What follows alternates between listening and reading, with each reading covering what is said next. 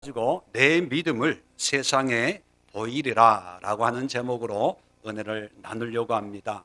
한 해를 시작하면서 이제 우리의 행함으로 믿음을 이제 보여드리는 그런 한 해를 이제 계획을 하고 기도하면서 한 해를 맞이했습니다. 지난 주일에는 직장 생활을 통해서 우리가 어떻게 믿음의 삶을 살아가야 될 것인가를 말씀했다면, 오늘은 이제 사회생활, 여러 우리가 속해 있는 직장이든 가정이든 또 믿는 자든 믿지 않는 사람이든 간에 어떤 세상 속에서, 사회 속에서 우리의 믿음을 어떻게 그들에게 보여줘야 할 것인가에 대해서 함께 생각을 해 보려고 합니다. 오늘 이 말씀을 이해하려면 마태복음 22장 전체에 대한 내용을 이해를 해야 좀 더 바르게 정확하게 예수님의 말씀을 이해할 수가 있습니다. 그래서 마태복음 22장을 먼저 간략하게 제가 좀 설명을 드리려고 합니다. 이 22장 1절로 14절의 내용을 보면요, 혼인잔치에 관한 비유를 예수님이 말씀합니다. 그런데 이 비유의 내용과 의미는 21장에 있는, 특히 33절부터 시작되는 포도원 농부의 비유와 같이 21장의 내용과 이렇게 더 가까운 그런 의미를 가지고 있습니다. 그래서 만약에 제가 성경의 장절을 구분한다면, 참고로 원래 성경에는 장과 절이 없어요. 하나님께서 장절을 다 만들어 주신 건 절대로 아닙니다. 후대에 우리의 유익을 위해서 이제 장과 절을 내용에 따라서 이게 나눈 것뿐이죠. 그렇다면 제가 그 의미대로 나눈다면 1절로 22장 1절로 14절은 21장에 이렇게 붙여서 21장으로 삼고, 22장은 15절부터 오늘 본문까지 그렇게 22장을 삼을 것 같습니다. 왜냐하면 이 의미가 하나로 뭉쳐져 있기 때문이죠. 그래서 마태복음, 마가복음, 누가복음 이 세 복음서를 보면 15절부터 46절까지의 이 이야기가 그대로 나옵니다. 여러분, 마태복음에도 기록되어 있는데, 누가복음, 마가복음에도 기록되어 있는데 왜 세 저자가 똑같이 이 이야기를, 그리고 그것도 세트로 얘기하고 있어요. 세트로. 왜 이렇게 세 저자가 동일한 이야기를 똑같이 말하고 있을까요? 그 의도는 뭡니까? 중요하기 때문에, 그리고 의미가 크기 때문입니다. 왜 예수님이 오늘 우리 교독한 이 말씀, 그리스도는 누구냐라고 질문을 하시고, 그 대답을 통해서 이스라엘 사람들이 한마디도 능히 대답하는 자가 없고 그날부터 감히 그에게 묻는 자도 없더라. 왜 그랬을까? 그 이유를 알아야 성경의 의미를 바르게 알고 우리가 바르게 살아갈 수가 있다는 것입니다. 그렇다면 15절부터 오늘 본문 46절 끝까지는요, 크게 네 가지 사건이 기록이 되어 있어요. 네 가지 사건이. 이 네 가지 사건의 각각의 의미를 우리가 알 필요가 있는데, 첫 번째 15절부터 22절까지 내용을 보면 15절에 바리새인이 등장하고 16절은 헤롯 당원들과 함께 예수께 보내어 질문을 합니다. 무슨 질문을 하냐면 17절에 있는 가이사에게, 황제입니다. 로마 황제에게 세금을 바치는 것이 옳습니까? 옳지 않습니까? 세금 문제를 이야기하고 있습니다. 이 문제에 대해서 우리가 잘 아는 것처럼 21절에 예수님이 가이사의 것은 가이사에게, 하나님의 것은 하나님께 바치라, 그렇게 얘기했어요. 그랬더니만 22절에 그들이 이 말씀을 듣고 놀랍게 여겨 예수를 떠나가니라. 이 사람들이 말씀을 듣고 놀랬대요. 놀랐다는 것은 이해를 했다는 거예요? 이해를 못했다는 거예요? 이해를 하니까 놀라는 거예요. 그런데 우리는 이 말씀 듣고 놀래요, 안 놀래요? 안 놀래요. 왜요? 이해가 안 되니까. 이해가 안 되니까 여기 이렇게 아무 저것도 없이 앉아 있는 거예요. 그러니까 바리새인들과 우리 비교하면 누가 더 믿음이 좋다? 네, 바리새인들이 더 믿음이 좋다. 왜? 그들은 예수님의 말씀을 이해했으니까. 그러면 뭘 이해했냐는 거예요. 뭘? 여러분, 당시의 세금 문제는 단지 세금 내는 그런 문제에 많이 있는 게 아니에요. 바리새인들과 헤롯 당원들이 함께 예수님께 다가왔어요. 바리새인들은 우리가 잘 아는 것처럼 정말 율법적인 신앙생활을 열심히 하는 열심히 특심인 사람들이죠.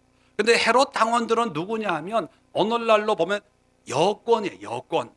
권력을 잡고 있는 로마의 힘을 덧입어서 자기의 권력을 유지하려고 하는 정치 어떤 그런 계층의 사람들입니다.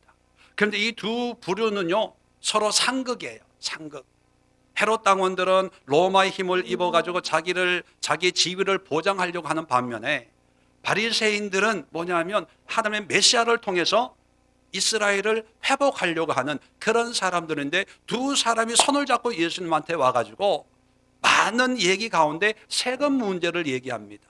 그런데 이 세금 문제는 단지 세금을 내냐 안 내냐의 문제보다도 정치적인 배경이 깔려 있습니다. 참고로 말씀을 드리면 예수님 당시에 유다를 통치했던 왕이 헤롯입니다. 근데 유다에는 이스라엘에는 헤롯이라는 이름이 많아요. 그 자녀들도 헤롯 1세, 4세, 5세, 뭐 7세까지 나오니까 그래서 그걸 구별하기 위해서 예수님 당시의 헤롯을 헤롯 대왕 그렇게 부릅니다. 이 헤롯이 죽은 다음에 이 이스라엘을 세 등분을 해가지고 세 아들에게 나누어 줬어요. 분봉왕이다 이렇게 성경은 기록하고 있습니다. 그런데 이 예루살렘 유다를 통치했던 아들이 누구냐? 아켈라오라는 아들이 통치를 했는데 이 아켈라오는 아주 폭군이에요. 아주 독재를 하다 보니까 유대인들이 상소를 민원을 제기했어요. 로마에. 그때 황제가 아우구스투스라고 그 황제에게 민원을 제기했더니만 이 황제가 듣고 사실을 보니까 정말 이 나쁜 왕이거든요. 그래서 폐위를 시키고 로마에서 직접 사람을 보냈는데 그 사람이 누구냐? 총독이에요. 빌라도 총독, 뭐 우리가 잘 알고 있는 것처럼 총독이 와가지고 예루살렘을 다스리게 했어요. 자, 그랬더니만 예루살렘 시민들은 황제가 고마워요, 안 고마워요? 고맙잖아요. 민원을 해결해 줬으니까. 독재자를 폐위시키고 총독을 통해서 다스리니까 너무 고마워가지고 야, 안 되겠다. 로마 황제한테 우리가 감사의 표시를 해야 되겠다. 그래가지고 한 사람의 얼마씩 인두세라 그러죠. 그거를 걷기로 한 거예요. 그걸 앞장서서 걷는 사람이 누구냐? 세리들이에요. 세리들. 그러니까 세리들은 일반 사람들 보기에는 안 그래도 세금을 내야 되는데 거기다가 로마 황제가 세금 내라고 지시한 것도 아닌데 자발적으로 아부하려고 세금을 걷으니까 이게 좋아하겠어요? 일반 사람들은 왜 세금을 걷냐?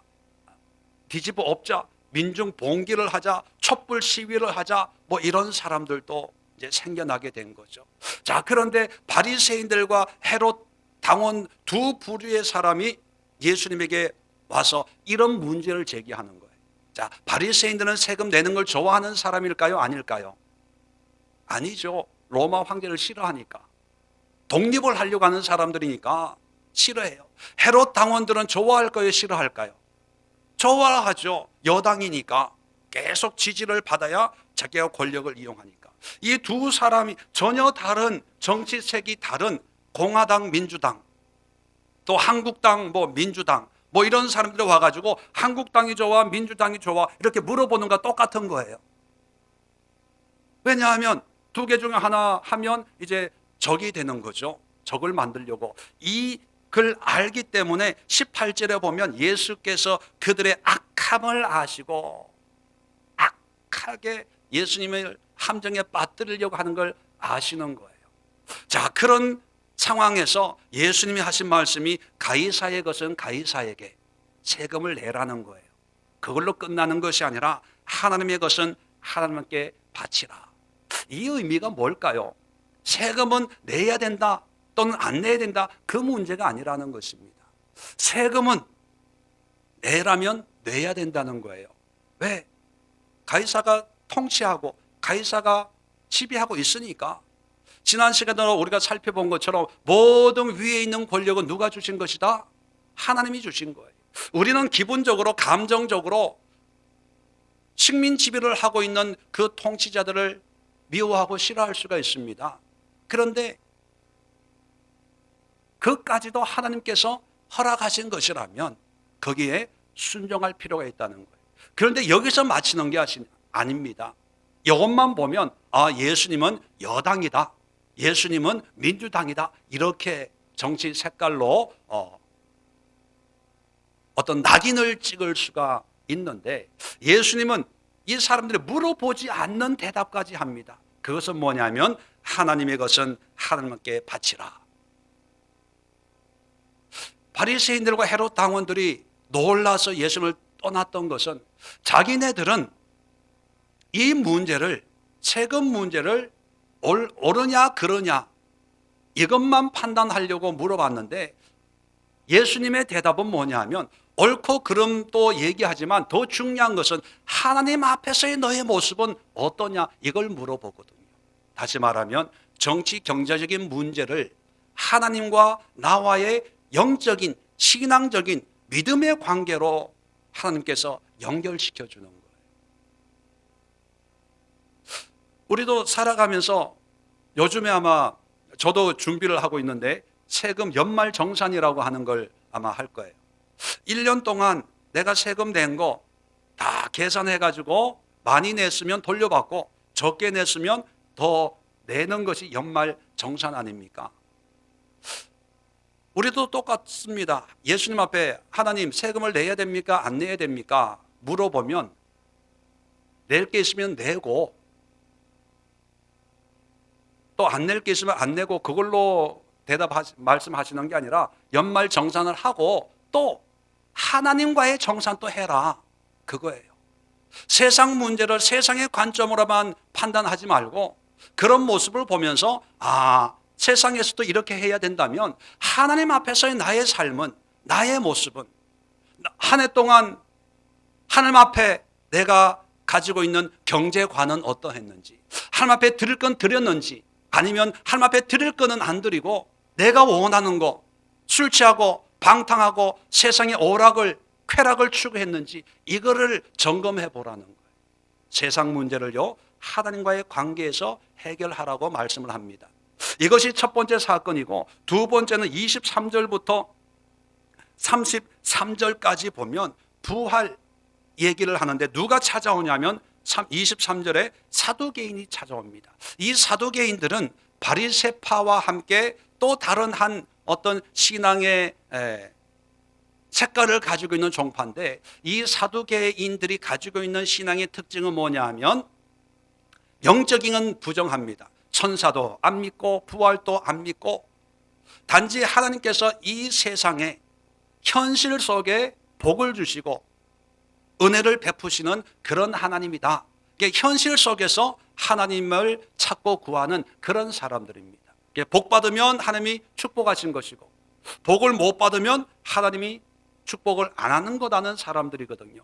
부활을 안 믿어, 영적인 걸 인정을 안 해요. 그런데 이 사람들이 부활 이야기를 가지고 나오는데, 성경을 자세히 보면 24절에 사람이 만일 자식이 없이 죽으면 그 동생이 그 아내에게 장가를 들어 형을 위하여 상속자를 세울지니라 하였나이다. 이게 뭐냐면 계대 결혼이라는 게 있어요. 계대 결혼. 이건 뭐냐면 대를 이을 아들이 없으면 대신 그 아이를 낳아서 그 집안의 대를 이어주는 거예요.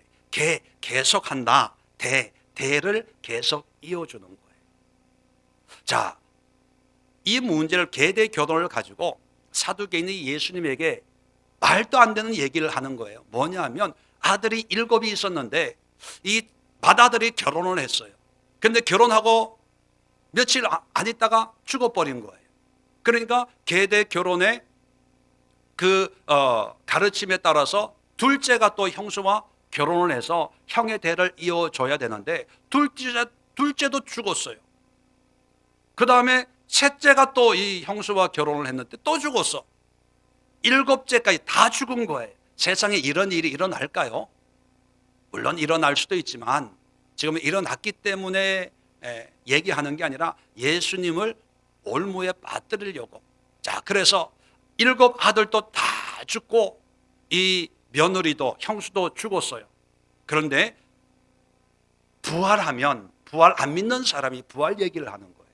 부활하면 이 형수는 일곱 아들 가운데 누구의 아내가 되냐, 이걸 묻는 거예요. 여러분 같으면 어떻게 생각하십니까? 사두개인들은요, 당시 자기들이 가지고 있는 전통을 가지고 얘기해요. 그리고 자기들이 가지고 있는 성경 말씀을 가지고 얘기를 해요. 성경이 있거든요, 신명기에. 자, 그럴 때 예수님의 대답이 뭘까? 성경을 보면 29절 보십시오. 예수님이 이렇게 대답합니다. 너희가 성경도 하나님의 능력도 알지 못하는 거로 오해하였도다.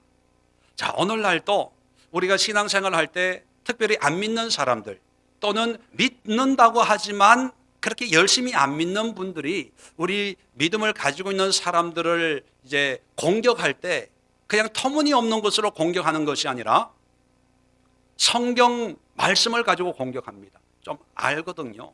들은 게 있거든요. 성경에는 이런 건데 왜? 대표적인 게 전통적인 문제 가운데 하나가 제사 문제예요. 어떤 분들은 그렇게 공격할지 모릅니다. 아니, 성경에 보면 부모를 공경하라고 돼 있지 않냐? 자, 그런데 살아있는 부모만 부모냐? 돌아가셔도 부모는 부모 아니냐? 그러니까 살아생전에 효를 다하고 돌아가시면 뭐를 해야 된다? 제사도 드려야 되는 게 그게 부모를 공경하는 거 아니냐? 그렇게 얘기하는 사람들이 있어요. 언뜻 들으면 맞는 것 같아요. 왜? 성경적으로 얘기하니까. 그런데 예수님의 말씀처럼 성경도 하나님의 능력도 알지 못하는 거예요. 무식한 거예요. 성경의 의미가 그게 아니라는 거예요. 자, 왜 성경을 알지 못한다고 얘기했을까요? 계대 결혼의 목적이 뭐냐 하면 그저 형이 죽으면 형수를 내가 맞아들여 가지고 형의 대를 이어주는 자손을 번성케 하기 위한 그런 목적이라고 생각했기 때문에 그 문제를 가지고 예수님께 나오는데, 예수님이 말씀하시는 성경의 말씀의 핵심은 뭐냐 하면 계대 결혼은요, 우리 중심이 아니라 하나님 때문에 하나님을 위해서 만들어 놓은 거라는 거예요. 이게 무슨 뜻이냐 하면 율법이 만들어지기 전에 이미 계대 결혼이 있었습니다. 창세기 38장에 보면 야곱의 아들 가운데 유다가 나옵니다. 예수님의 조상이 돼 유다 지파가 되는 유다가 나오는데 유다에게 세 아들이 있어요. 그래서 이 첫 아들을 결혼을 시키는데 다말이라고 하는 여자를 며느리로 맞이합니다. 그런데 이 첫째가 갑자기 죽어버려요. 그러니까 자손을 보기 위해서, 대를 잇기 위해서 둘째에게 이제 또 시집을 보내요. 그런데 이 둘째도 하나님이 치셔서 죽어버려요. 그런데 마지막 아들이 있는데 셀라가 있는데 아직 어려요. 언제 결혼을 할지 기약이 없는 거예요.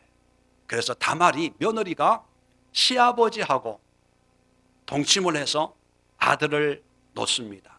그 아들이 누구냐? 예수님의 조상이 되는 거예요. 계대 결혼은 그저 우리가 생각할 때 형이 죽었으니까 우리 가문을 이어야 되니까 형수하고 결혼한다. 단순히 우리 관점에 우리의 유익을 위해서, 우리 집안을 위해서 하나님 만들어 놓은 게 아니라는 거예요. 그 다음에 룻기를 보면 또 계대 결혼이 나옵니다. 아비멜렉의 집 위에 남자가 다 죽어버려요. 며느리 모함 여자 룻만 남아 있어요. 여자 혼자 어떻게 대를 잇습니까? 그럴 때 보아스와 계대 결혼을 합니다. 그래서 이 보아스와 룻이 결혼을 해서 낳은 그 증손자가 다윗이에요. 그렇게 보면 예수님의 이 집안을 보면 우리 유교적인 관점에서 보면 이해가 안 되는 시아버지하고 며느리하고 결혼하고 이방 여자하고 아무 상관없는 보아스가 결혼을 해서 결국은 누가 나오게 되는 거예요? 예수님이 나오게 되는 거예요. 그렇다면 이 계대 결혼의 이 전통의 목적은 뭐냐면 하나님의 뜻을 이루는 거예요. 하나님의 역사를 이루어서 결국은 메시아의 오심을 준비하는 하나님의 역사인데, 사람들은 그걸 생각하지 않고 인간 중심으로 생각. 내가 보기에는, 내가 생각하기에는, 내가 볼 때는 성경을 하나님 중심으로 보지 않고 인간 중심으로 보는 거예요. 자기 중심으로 해석하는 거예요. 그러면서 성경을 가지고 이제 토론하는데 그 토론은 다 자기예요. 그렇게 사랑하는데 사랑이 없대. 왜 없다고 얘기할까요? 자기한테 사랑을 안 준다고 얘기하는 거예요. 예수 믿는 사람들은 그렇게 사랑이 많고 인내하고 참는데 당신은 왜 그래? 그거는 하나님 중심으로 보는 게 아니고 자기 중심으로 볼 때 자기한테는 안 참아주니까 사랑이 없고 인내가 없고 뭐가 없고. 세상 사람들도 교회를 보면서, 믿는 사람들을 보면서, 아니 성경에 말이야 그렇게 이웃을 내 몸까지 사랑하라고 그러는데 왜 사랑을 안 해? 그 이유는 뭐냐면 자기가 볼 때 자기 기준에 사랑을 안 한다는 거예요. 그런데 성경은요, 물론 사랑을 이야기합니다. 그런데 그 모든 것이 세상 기준, 인간 기준이 아니라 하나님 기준이라는 걸 말씀하고 있어요. 자, 세 번째 논쟁이 뭐냐면 34절로 이제 40절에 있는데, 자, 34절에는 율법사가 등장을 합니다. 율법사, 서기관이죠. 22장에는요, 이 3종 섹트가 다 등장을 해요. 바리새인, 사두개인, 서기관. 예수님을 가장 괴롭혔던 이 3종 섹트가 등장을 하는데, 율법사가 어느 계명이 큽니까? 물어봐요. 어느 계명이 큽니까? 왜냐하면 계명이 큽니까? 라고 물어본 그 이유가 뭐냐면, 사람들이 이렇게 살아야 되는데, 살게 해야 되는데, 이제 예수님 당신이 볼 때 우리가 어떻게 살아야 됩니까? 이제 그 얘기를 하려고 하는 거죠. 그 율법사의 생각 속에는 어떤 의도가 이제 깔려 있냐 하면, 우리의 삶, 우리의 모습, 사회생활 할 때 어떤 말씀을 중요하게 여겨서 그렇게 살아가야 되는가, 그 문제를 이제 가지고 나온 거죠. 자, 그럴 때 예수님의 대답은 뭐냐면 37절, 우리가 잘 알고 있는 것처럼 하나님을 사랑하라. 그리고 39절에 내 이웃을 내 자신같이 사랑하라. 그렇게 말씀을 하셨습니다. 자, 이게 무슨 뜻일까? 여기에 많은 의미가 있지만 간단하게 요약을 하면, 율법사가 원하는 거하고 또 예수님이 말씀하시는 거하고 굉장히 다르다는 거예요. 율법 교사가 원하는 의도는 뭐냐면, 우리가 어떤 모습으로 사회에서 살아가야 됩니까? 어떻게 행해야 됩니까? 어떤 일을 해야 됩니까? 뭐를 지켜야 됩니까? 그 얘기예요. 안식일을 열심히 지켜야 됩니까? 절기를 열심히 지켜야 됩니까? 먹어야 됩니까? 말아야 됩니까? 의식주 문제를 여기에 관심을 가지고 살아가야 됩니까? 이런 이야기예요. 그런데 예수님은 그게 아니라 하나님을 그냥 사랑하래요. 그리고 이와 같이 이웃을 내 자신처럼 사랑하라는 거예요. 다시 말하면 외적인 어떤 드러나고 보여지는 그런 이슈를, 그런 사회적인 문제를 예수님은 나와 하나님과의 관계로 말씀하고 있다는 것입니다. 이해가 되세요? 자, 그러면 요 세 가지 대화 속에서 첫 번째는 정치 경제적인 문제예요. 두 번째는 전통의 문제예요. 세 번째는 사회적인 문제예요. 모양은 다 다릅니다. 그런데 예수님의 대답은 공통점이 딱 하나가 있어요. 똑같아요. 문제는 다양하지만 그 문제를 해석하고 그 문제를 이해하는 방법은 딱 하나라는 거죠. 그건 뭡니까? 문제는 다르지만 모든 다양한 문제를 통해서 하나님 중심, 하나님과 나와의 관계 중심으로 바꾸어 버리는 거예요. 성경은 수천 년 전에 쓰여졌고 문화와 상황이 다 다릅니다. 그렇기 때문에 이 성경이 오늘을 살아가는 우리 그리스도인들이 당면하는 이런 정치적인 문제, 사회적인 문제, 경제적인 문제, 인간관계 문제에 대한 구체적인 해답은 말씀하고 있지 않아요. 모든 문제에 대한 아주 명백한 대답을 성경이 하고 있지 않다는 거예요. 그런데 성경은 모든 시대에 모든 사람들에게 모든 상황 속에 있는 사람들에게 주시는 대답은 한 가지예요. 그건 뭐냐 하면 하나님과의 관계예요. 하나님 중심이라는 것입니다. 여기까지 이해되시는 분만 아멘. 왜냐하면 이 사람들은 알고 다 놀랐는데 우리는 놀라는 분이 한 분도 안 계셔서 내가 이분들이 이해가 되나 안 되나 좀 걱정이 됩니다. 자, 그런데 세 가지는 바리새인이 사두개인이 율법사가 예수님이 와서 공격하는 거였어요. 뭔가 트집을 잡으려고. 그런데 오늘 본문은 예수님이 공격하는 거예요.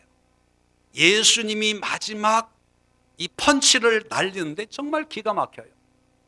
이 말씀을 통해서 46절에 아까도 읽었지만 한마디도 능히 대답하지 않고 감히 묻지를 못해요. 유구무원이 된 거죠. 입이 딱 막혀버린 거예요. 그렇다면 오늘 이 말씀의 의미는 뭘까? 왜 이렇게 이 사람들에게 이 말씀이 충격적이었을까? 이 말씀 앞에 아무도 딴소리를 못하게 됐을까? 그 이유가 궁금하잖아요. 자, 오늘 본문으로 돌아갑니다. 41절에 바리새인들이 모였을 때 예수께서 그들에게 물으셔요. 예수님이 이제 질문하는 거예요. 뭐라고 질문하냐 하면 너희는 그리스도에 대하여 어떻게 생각하느냐? 누구의 자손이냐? 그리스도에 대해서 물어요. 왜냐하면 이 당시에 좀 신앙적으로 열심히 있다는 사람들은 다 메시아 대망 사상을 가지고 있었거든요. 왜냐하면 수백 년 동안 나라 없는 그런 식민지 생활을 하고 있는데 지금 로마의 통치를 받고 총독의 지배를 받고 있거든요. 그러니까 독립하고 싶은 그런 열망이 가득합니다. 그리고 성경엔 기록되어 있지 않지만 말라기 선지자를 끝으로 해서 예수님이 세례 요한이 시작되기까지 그 400년의 그 시간이 있었거든요. 그걸 암흑기라고 암흑기 또는 중간시대라고 얘기하기도 하는데 그 400년 동안 암흑기 동안 정말 피비린내 나는 그런 엄청난 살육이 있었습니다. 그런 걸 겪고 난 이 유대인들은 다윗 같은 그런 능력의 하나님의 일꾼이 나타나가지고 로마를 몰아내고 이스라엘을 강성한 나라로 회복시켜 줄 거라는 그런 소망과 기대를 가지고 있었던 것이죠.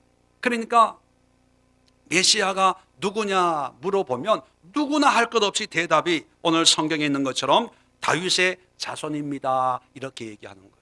왜냐하면 다윗의 자손이라고 하는 것은 다윗 같은 그런 은혜와 능력 그리고 다윗에게 약속하신 하나님의 말씀을 이루는 그런 메시아. 그래서 현실의 문제를 정치적인 문제를 단번에 해결해 줄 수 있는 그런 하나님의 종을 대망하고 있었기 때문입니다. 이건 어떤 상식적인 거예요. 아이들에게도 물어봐도 될 그런 질문에 대한 대답입니다. 그랬더니만 이 대답을 듣고 43절에 예수님이 또 물으십니다. 그러면 다윗이 성령에 감동되어 어찌 그리스도를 주라 칭하여 말하되. 자, 다윗의 자손이면 다윗이 볼 때는 아직 태어나지 않는 그런 어떤 후손이잖아요. 후손 보고 주라고 하지를 않는다는 거예요. 그런데 다윗은 성령에 감동이 되어 그 그리스도를 메시아에게 주라고 칭했다는 거예요. 그 근거를 44절에 인용하고 있는데 시편 110편 1절이에요. 1절에 있는 이 말씀을 주께서, 원어를 보면 주께서 할 때 야훼예요. 야훼는 여호와 하나님이라는 뜻이죠. 야훼께서 내 주께 이르시되, 여기서 내 주는 아도나이라는 뜻입니다. 아도나이, Lord, 내 주인, 구주 또는 메시아라는 뜻입니다. 메시아에게 말씀을 했대요. 내가 내 원수를 내 발 아래 둘 때까지 내 우편에 앉아 있으리라 하셨도다. 다윗이 하나님이 메시아 주에게 내 보좌 우편에 앉아 있으리라 그렇게 했다는 거예요. 메시아에게.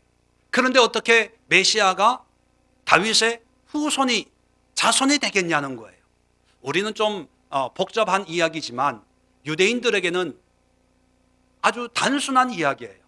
어릴 때부터 성경을, 구약을 달달 암송할 정도인 사람들이니까, 성경 박사니까 이 얘기를 하면 다 이해를 하는 거예요. 이게 딜레마에 빠지는 거죠. 그러면서 45절에 다시 한번 얘기합니다. 다윗이 그리스도를 주라 칭하였은즉 어찌 그의 자손이 되겠느냐. 한마디로 그리스도는 다윗의 자손이 아니다라는 거예요. 자손이면 다윗이 주라고 얘기할 수가 없다는 거죠. 주라고 하는 얘기는 다윗보다 더 높은 분이라는 얘기예요. 더 위대한 분이라는 얘기예요. 여기서 이스라엘 사람들이 기대하는 어떤 메시아 사상, 어떤 사회 문제, 종교 문제, 정치 문제, 인생 문제에 대해서 예수님이 말씀하시는 신앙인으로서 가져야 될, 또 신앙인으로서 이 세상에 보여줄 믿음의 모습은 무엇인가를 결론적으로 말씀하고 있는 것입니다. 그것은 뭐냐 하면, 세상 사람들은 믿음이라고 하는 것을 어떻게 이용하고 세상에 보여주냐 하면, 내 문제를 해결하는 어떤 그런 하나님의 은혜, 메시아를 믿어요. 메시아를 대망해요. 그런데 그 메시아의 존재의 의미가 뭐냐 하면, 내 문제를 해결하고 우리 민족의 문제를 해결하고 국가적인 문제를 해결하는 그런 메시아. 그러니까 이 사람들은 다윗의 자손, 다윗을 통해서 임하는 그런 은혜를 사모하게 되는 거죠. 그것을 믿는 것을 믿음이라고 여기고, 그런 믿음을 잃지 않기 위해서 열심히 신앙생활을 하고 있었던 것입니다. 그런 사람들에게 메시아는 다윗의 후손으로 와서 우리의 문제를 해결해 주시는 분이 아니고, 메시아는 결론적으로 누구다? 하나님이다는 거예요. 주께서 주에게 말씀하셨다는 것은 성부 하나님이 성자 하나님에게, 성부 하나님이 성령 하나님에게, 성부, 성자, 성령, 다시 말하면 하나님 자신이라는 거예요. 예수님이 말씀하시는 핵심은 뭐냐면, 결론이 하나님 자신을 구하라는 거예요. 내 문제를 위해서, 현실의 어떤 해결을 위해서 믿음 생활하지 말고 하나님 자체를 구하라는 거예요. 이 얘기를 듣고 말문이 막힌 거예요. 왜? 말로는 하나님, 성경, 율법, 계명 그렇게 말은 하지만, 정작 하나님에 대한 어떤, 하나님을 사랑하고 하나님의 뜻을 묻고 하나님의 의도에 내가 쓰임 받기를 원합니다, 이게 아니라 철저하게 현실 문제를 위해서 이렇게 살아야 되고, 이렇게 해야 되고, 지켜야 되고, 안 지켜야 되고. 그래서 집에 가서 한번 읽어보세요. 23장을 보면요, 이러한 바리새인들과 서기관들에게 한 장을 할애해서 아주 신랄하게 비판합니다. 독사의 자식들아. 이렇게 화를 낸 적이 없어요.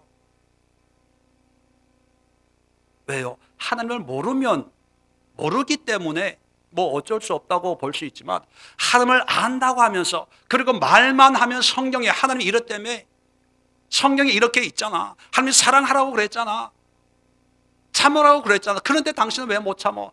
왜 안 해? 말만 열면 하나님, 은혜, 교회, 믿음, 신앙, 성경 어쩌고 하지만 그 속에 하나님이 없어요. 하나님 없어요. 그러면서 세금 문제에 이 세금을 내야 될까 말아야 될까 고민하는 거예요. 전통 문제에서 이 전통을 지켜야 되나 말아야 되나 고민하는 거예요. 사회생활에서 해야 되나 말아야 되나 고민하는 거예요. 그런데 예수님의 대답은 하나입니다. 모든 것을 하나님 중심으로 하라는 거예요. 하나님 중심으로. 여러분, 분명히 기억하십시오. 우리 그리스도인들이 믿음을 행함으로 이 세상에 보여줘야 됩니다. 그럴 때 어떤 분은 오해합니다. 어떻게 오해하냐면 우리의 믿음 생활을 통해서 세상 사람들에게 칭찬받고 인정받아야 된다고 생각하는 분들이 있어요. 그리고 세상 사람들로부터 칭찬받고 인정받는 일을 할 때 그것이 하나님께 영광이라고 생각하는 사람들이 있어요. 꼭 그럴까요? 여러분, 하나님의 방법과 세상의 방법은 달라요. 하나님의 길과 세상의 길은 달라요. 하나님의 관점과 세상의 관점은 달라요. 때로는 믿음이 세상과 반대되어서 세상으로부터 비난과 조롱과 질시와 어떤 우스갯감이 될 수도 있습니다. 또 어떤 경우에는 우리의 믿음의 모습이 세상에 칭찬을 받고 인정을 받고 사랑을 받고 존경을 받는 그런 모습도 있습니다. 자, 그럴 때 우리가 자칫 잘못하면 실수하게 되기 쉬운 게 뭐냐면 세상의 반응을 보게 되는 거예요. 사람들이 우리를 향해서 뭐라고 말하는가. 칭찬할 때, 야, 하나님의 영광이다. 반대로 비난할 때, 야, 우리가 잘못 살고 있는 게 아닌가라는 거죠. 그런데 중요한 것은요, 믿음의 모습은 세상의 반응이나 세상의 기준이 아니라 누구 기준이에요? 하나님 기준, 하나님 기준. 자, 그래서 우리가 세상에서 믿음을 가지고 살아갈 때 가장 중요한 게 뭐냐면 내 삶이, 나의 모습이 가장 성경적이냐 하는 거예요. 말씀과 하나님의 뜻 안에 있냐 없냐, 이게 중요한 거예요. 아무리 세상 사람들이 칭찬하고 인정을 한다고 해도 말씀에서 벗어나면 그건 아무 의미가 없는 거예요. 반대로 아무리 세상 사람들이 비난하고 핍박하고 손가락질을 해도 내가 세상 사람들의 기대와는 달리 말씀 가운데 있다면 두려워할 필요가 없어요. 자, 그렇다면 오늘날의 교회를 향한, 기독교인을 향한 세상의 반응을 한번 봅시다. 일반적으로 이 시대, 과거는 생각할 필요 없고 지금을 볼 때 세상 사람들이 교회에 대해서 어떤 반응을 보입니까? 칭찬해요, 비난해요. 물론 칭찬하는 교회들도 많아요. 그런데 드러나지 않으니까 몰라서 그러는데 일반적으로는 비난을 해요. 자, 교인들도 일반적인 거예요. 훌륭한 믿음의 삶을 사는 분도 있지만 일반적으로 세상에서 기독교인 또는 목회자, 목자 하면 좋게 봐요, 안 좋게 봐요? 일반적으로 좀 이렇게 안 좋게 보잖아요.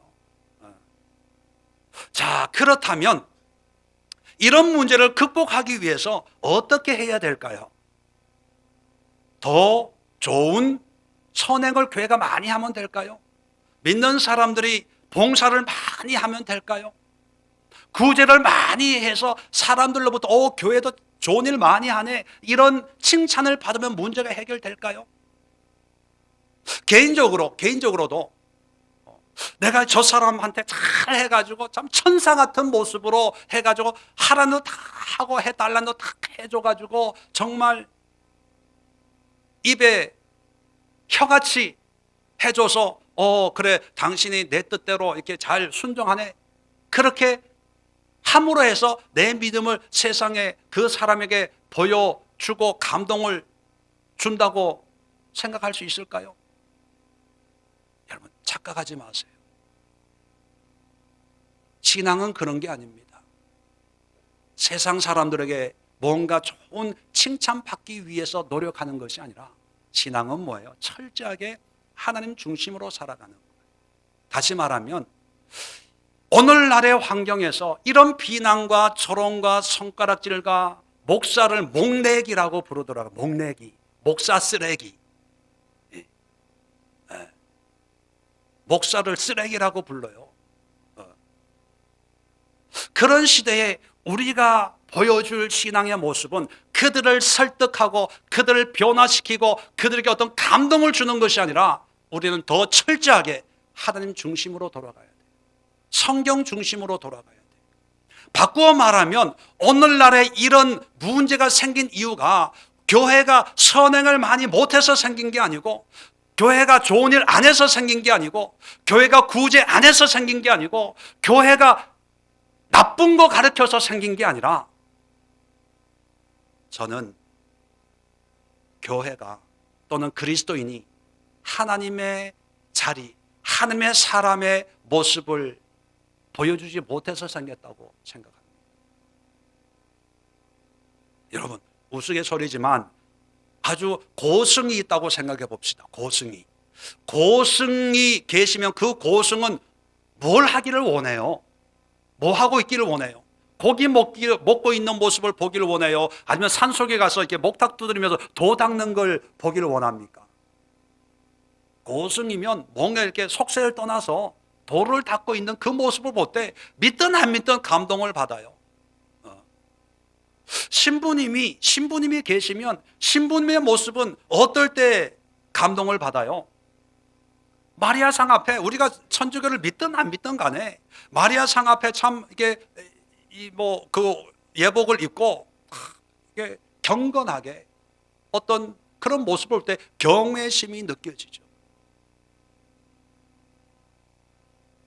뭔가 자기 자리에 있을 때 가장 아름답고 의미가 있고, 내가 비록 같은 종교는 아니더라도 이런 분들이 이렇게 하는구나, 인정은 해줄 수가 있는 거예요. 똑같은 원리로 기독교인 목사를 보면 믿든 안 믿든, 교회를 싫어하든 안 싫어하든, 목사가 목사의 자리로 돌아가서 목사가 믿는 하나님과 정말 경건하게 경외함으로 묵묵하게 말씀과 기도의 삶을 살아가는 모습을 보면, 안 믿는 사람도 목사들은 이렇게 사는가 보다, 기독교는 이런가 보다, 그냥 인정은 받을 수 있어요. 그런데 오늘날 이런저런 비난을 받는 이유가 뭐냐 하면, 더 많은 봉사와 선행을 안 해서가 아니라 교회처럼 이렇게 많이 하는 종교가 어디 있습니까? 교회처럼 선교하고, 교회처럼 탈북자 도와주고, 노숙자 도와주고, 교회마다 크든 작든 하잖아요. 하는 대로 욕먹는 이유가 뭡니까?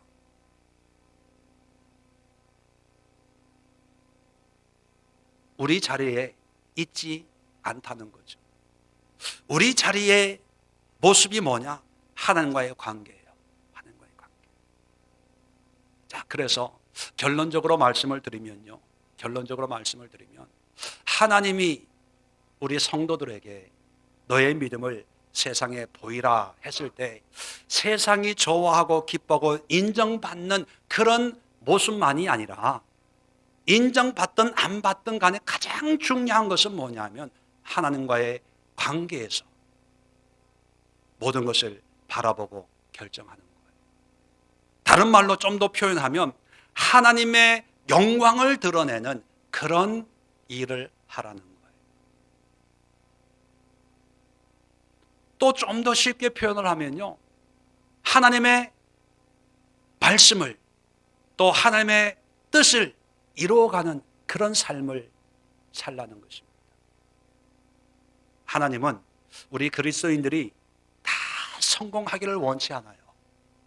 죄송한 얘기지만 우리는 간증을 하는 분들의 어떤 간증을 들었기 때문에 성공하고 잘되고 흥하고, 기도했더니만 사업이 잘되고 이런 거를 들어서, 또 어떤 부흥 강사님들이나 어떤 목사님들은 믿으면 하나님이 축복하셔서 머리가 되고 꼬리가 되지 않게 하나님이 축복하신다, 잘되게 한다, 성공한다, 승리한다, 그런 또 예화를 들고 또 그런 간증을 통해서 우리에게 그렇게 말씀했기 때문에 도전 받아가지고 복받기 위해서, 성공하기 위해서, 뭐 하기 위해서 신앙생활을 하려고 하는 그런 동기부여가 있을 때가 있습니다. 예, 때로는 하나님이 그렇게 역사합니다. 그런데 성경에 나와 있는 이스라엘 역사를 보더라도요, 이스라엘 역사가 얼마입니까? 창조, 성경에 나와 있는 창조 아브람부터만 해도 지금으로부터 한 4,000년 전이거든요. 아담으로부터 6,000년의 시간이에요.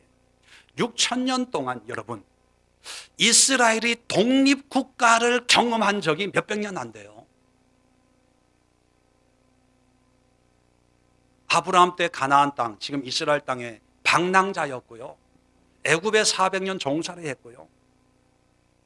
나라를 이룬 것이 사울 때였거든, 사울. 그런데 다윗 때 남북이 이스라엘이 가장 큰 영토 통일 국가를 이루었어요. 그리고 그 아들 솔로몬이 죽고 난 뒤에 남북으로 갈라졌어요. 통일 국가를 이룬 경험한 지 100년도 안 돼요. 100년도. 여러분 충격 좀 받으셔야 돼요. 우리는 이스라엘의 축복에 대해서 얼마나 얘기했어요. 유대인. 수천 년 역사의 통일 국가는 100년밖에 안 돼요. 그리고 기원전 586년에 예루살렘이 무너진 다음에 나라가 회복된 게 1948년도 독립을 했어요. 그것도 정치적인 선언의 의미예요. 선언의 의미. 2500년 동안 국가가 없었어요. 국가가. 무슨 축복이에요? 무슨 축복? 저 아프리카에 있는 어느 나라보다도 못한 거예요. 정치적으로 보면. 여기에 무슨 성공입니까? 하나님 이스라엘 민족을 택하셔서 주신 것은 믿음의 복이, 여호와 하나님을 아는 그런 믿음의 복을 준 거지 세속적인 축복과 은혜의 성공과는 관계없는 거예요. 그러면 하나님은 어떤 것을 원하시냐? 하나님은요, 사람으로 표현하면 하나님은 성공주의자가 아니라 영광주의자. 영광주의자라는 건 뭐예요? 어떤 환경, 여건 속에서도 하나님은 영광을 받기를 원하시고 영광을 드러내기를 원하시는 거예요. 이건 내 환경, 여건, 상황과 관계가 없어요. 가난해도 하나님께 영광을 돌릴 수 있어요, 없어요? 있죠. 병들어도 암병 가운데 암사기 투병 중에도 하나님께 영광을 돌려드릴 수 있어요, 없어요? 있는 거예요. 잘 되면 잘 된 대로, 못 되면 못 된 대로, 내가 많이 배워서 많이 배운 걸 가지고, 못 배워서 못 배운 걸 가지고, 아이면 아이대로. 아까도 윤우가 찬양을 했잖아요. 오늘 윤우가 주일학교 대표 기도 순서예요. 그래서 어제 자기 오늘 대표 기도한다고 교회 안 가고 싶대. 벌써 그 나이에 그 고민을 하고 있어. 우리가 고민하고 있는 걸. 그래서 뭐라고 그러는지 아세요? 선생님한테 예담이가 한글 더 잘 하니까 예담이 시키라고. 50이나 뭐 6살이나 똑같아. 네, 똑같아. 아이에게도요. 그 나이에 대표기도 한들 뭐 얼마나 천지를 창조하신 여호와 하나님이여, 벌레 같은 이 죄인을 7살 난 7년 동안을 지켜주셔서 감사합니다. 뭐 이런 기도가 나오겠어요? 보나 하나님 감사합니다. 아멘. 그래도 영광을 받아요. 이게 하나님이에요. 자, 그래서 여러분, 세상 속에서 우리의 믿음을 어떻게 보여줄 수 있습니까? 성공을 가지고 믿었더만 이렇게 하나님이 축복을 하셨습니다. 물론 그렇게 역사하는 분도 있어요. 그러나 그건 소수의 사람들이고, 하나님이 원하시는 모든 사람들에게 원하는 신앙의 모습은요, 하나님께 영광을 돌려드리는 거예요. 어떤 상황? 여러분, 술 마셔도 돼요? 안 돼요? 어젯밤에도 술 드신 분 대답해 보세요. 그냥 찔리지 마. 그냥 내가 얘기하는 거예요. 뜨끔뜨끔 하신 분이 2분, 3분, 4분 계시는데 술 먹으면 돼요? 안 돼요? 예수 믿는데, 교인인데, 내가 집사인데, 술 먹으면 돼요? 안 돼요? 근데 왜 드세요? 안 드셨어요? 여러분, 술 먹어도 돼요. 그런데 뭘 위해서? 주님의 영광을 위해서 드세요. 어떤 상황이 영광의 상황인지 모르지만 영광을 위해 드세요. 회식할 때 옛날에는 눈치 보고, 야, 이 잔이 오면 잘은 모르지만 먹어야 될까 말아야 될까 하다가 난 교회 다니니까 뭐 회식 안 가. 난 안 먹으면 아예 대놓고 얘기하는 분도 있고, 또는 어떤 분들은 눈치 보면서 상사가 있으니까 그냥 먹다가 한 잔, 두 잔 하다가 이제 2차, 3차, 그리고 주일날 와가지고 회개해요. 속으로 하나님 이 벌레 같은 이 죄인. 그 사람이 누구다? 네. 눈동자로만 말하세요. 네. 그럼 하고 그러면서 나 왜 믿음이 안 자라지? 이 술 끊어야 되는데, 이 술 끊어야 되는데. 여러분, 그건 바리새인들이, 사두개인들이, 율법사들이 예수님에게 물어보는 모습과 똑같은 거예요. 거기에 그런 술 문제를 가지고 예수님에게 똑같이 물어봤다면 뭐라고 예수님이 대답할까요? 똑같아요. 술을 먹든 안 먹든 모든 것을 하나님의 영광을 위해서 하라. 하나님의 임재를, 하나님의 뜻을 드러내라는 거예요. 저는 그런 자신이 있습니다. 선교를 가면 어떤 상황에서 그 마을에 잔치가 벌어지고 술을 먹는 계기가 있다고 가정을 해봅시다. 그들에게 전도하기 위해서 나는 술 먹을 거예요. 술 먹으면서 전도할 거예요. 잘못됐나요? 술 먹어서 그냥 목사가 술을 입에 대? 저는 그렇게 생각하지 않습니다. 예수님을 전할 수만 있다면, 그 자리에 하나님의 이름을 선포할 수 있다면 저는 술잔을 들 자신이 있습니다. 반대로 세상의 어떤 술이나 담배나 쾌락이나 오락 이걸 가지고 하나님과 나와의 관계를 끊으려고 하는 그런 환경이 되어 있다면 목에 칼이 들어와도 나는 술잔을 입에 대지 않을 거예요. 왜요? 술을 먹었냐 안 먹었냐 그게 중요한 게 아니라 그걸 통해서 하나님의 영광을, 예수 그리스도의 이름을 드러낼 수 있느냐 드러낼 수 없느냐 그게 중요한 거예요. 성도들이 주일 성수해야 됩니까? 주일 성수에 목숨 걸어야 돼요. 직장 인터뷰했는데 주일날 때로는 출근해야 됩니다. 예를 들어서 간호사, 경찰 이런 공공의 일을 하는 그런 직업이 있는데 나는 예수 믿기 때문에 주일 성수를 해야 되기 때문에 직업을 바꿔야 되겠습니다. 그게 진정한 우리의 믿음을 세상에 보여주는 걸까요? 오직 주일 성수, 그것이 세상 사람들로부터 야 예수 믿는 사람답다 이걸 보여주는 걸까요? 저는 오히려 주일을 일을 해야 된다면 더 열심히 일할 것 같아요. 단 그것이 하나님의 영광을 위해서 주일날 일하고 수요일이나 금요 예배를 주일 예배처럼 섬길 거예요. 남들 하기 싫은 그 쉬는 날 하는 일을 뭐죠? 특근이라 그러나요? 주일날 누가 일요일, 안 믿는 사람은 일요일에 그러니까 일요일날 누가 이 급한 일인데 와서 일 좀 해줄 수 있는 분 없습니까? 하면 전 제일 먼저 손 들을 거예요. 교회 다 가야 되지만 주일날, 그리고 주일 예배 못 드리지만 금요 예배, 수요 예배 아니면 정해진 그 시간에 성경책 펴놓고 혼자 찬송하고 기도하면서 예배 드릴 거예요. 그리고 안 믿는 주일날 일할 수밖에 없는 그런 상황 속에 하나님 이곳에 오시옵소서. 믿지 않는 사장이고 믿지 않는 상관이지만 그 책상에 앉아서 성경 펴놓고 그 사람을 위해서, 그 회사를 위해서 예수의 이름으로 혼자 예배 드리면서 거기서 주일 예배를 드릴 거예요. 그럴 때 주일 성수 안 했다고 비난받아야 됩니까? 예수님이 원하시는 것은 바로 그거예요. 했냐 안 했냐, 드렸냐, 드려야 되냐 안 드려야 되냐, 해야 되냐 말해야 되냐.